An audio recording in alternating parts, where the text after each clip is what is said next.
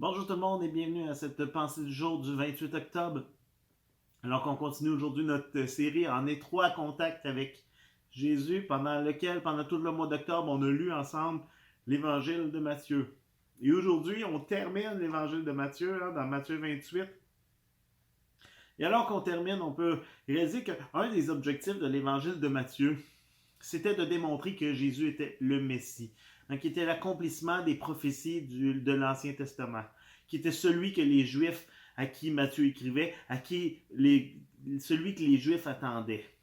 Et c'est pourquoi Matthieu va souvent faire référence à des prophéties de l'Ancien Testament, qui va prendre le temps de faire la généalogie de Jésus, de démontrer que Jésus était l'accomplissement de ces prophéties, qui était rattaché au roi David, comme le Messie qui était attendu l'était.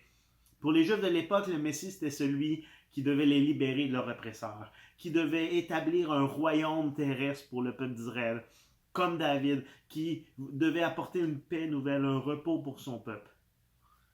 Mais alors que l'évangile de Matthieu se termine, on a l'impression qu'il n'y a pas grand-chose qui s'est accompli comme les Juifs l'attendaient. Le royaume que Jésus apporte n'est pas un royaume terrestre, mais un royaume spirituel, une vie nouvelle. L'oppresseur que Jésus vient vaincre, ce n'est pas les Romains qui règnent sur le monde de l'époque, mais c'est le péché, la mort qui règne sur le monde depuis beaucoup trop longtemps. La paix et le repos que Jésus apporte ne sont pas politiques ou physiques, bien qu'il a guéri des malades, qu'il a nourri des foules, mais c'est un repos spirituel, une paix incompréhensible, une réconciliation avec le Père. Et alors que ceux qui attendent le Messie s'imaginent qu'il va s'installer dans son royaume et régner, mais l'évangile de Matthieu se termine avec Jésus qui plutôt laisse une mission à ses disciples. Dans Matthieu 28, au verset 18, on peut lire « Jésus s'approcha et leur dit « Tout pouvoir m'a été donné dans le ciel et sur la terre. Allez donc, faites de toutes les nations des disciples, baptisez-les au nom du Père, du Fils et du Saint-Esprit, et enseignez-leur à mettre en pratique tout ce que je vous ai prescrit. Et moi, je suis avec vous tous les jours jusqu'à la fin du monde. » Jésus laisse une mission à ses disciples, la mission d'annoncer la bonne nouvelle, d'annoncer l'évangile à travers le monde, de vivre la vie du royaume de Dieu. Et moi, ça me frappe de voir comment Jésus commence en disant « Tout pouvoir m'a été donné sur le ciel et sur la terre. » Celui qui a tous les pouvoirs va demander à des êtres humains plein de défauts, plein de faiblesses, plein de craintes, de continuer sa mission. Pour moi, il y a un non-sens là-dedans, il y a quelque chose de wow, de surprenant. Comment est-ce qu'il pourrait même nous faire confiance? Mais je vois là l'amour, un témoignage de l'amour de Dieu. Dès la création, Dieu a choisi, a laissé l'être humain avec la capacité de choisir de lui obéir ou de lui désobéir, de choisir de lui faire confiance, de choisir de l'aimer. Il aurait pu faire de nous des automates, des robots qui obéissent par obligation, sans choix. Il aurait pu nous éliminer dès que nous avons désobéi et recommencer avec une nouvelle création. Mais il a choisi de nous laisser libres, de nous donner une chance après chance, de pardonner fois après fois, parce qu'il nous aime. Jésus aurait pu simplement apparaître dans le ciel, dans toute sa gloire, et tout le monde aurait cru en lui. Et encore, il faisait des miracles, les gens voyaient sa gloire et les gens doutaient quand même. Les gens avaient de la difficulté à croire en lui malgré tout.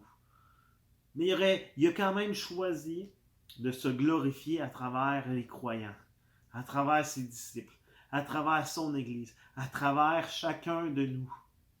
Et il nous a donné une mission. Et alors que je vois l'amour et la confiance de Dieu dans ce geste, je ne suis toujours pas certain de comprendre.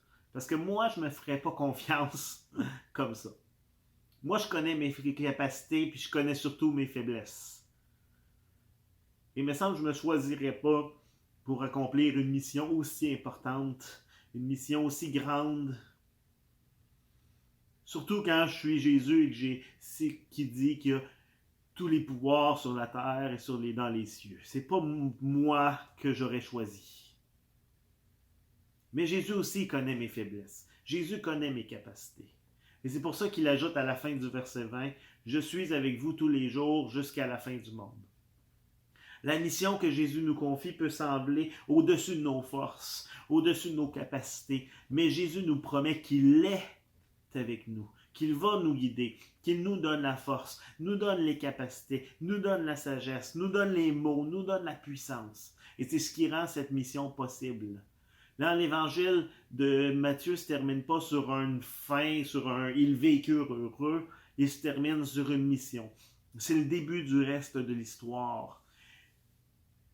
Si on lisait pour la première fois cet évangile, qu'on ne connaissait pas la suite, on voudrait la connaître, on serait à la recherche, qui est où le tome 2 et où la suite?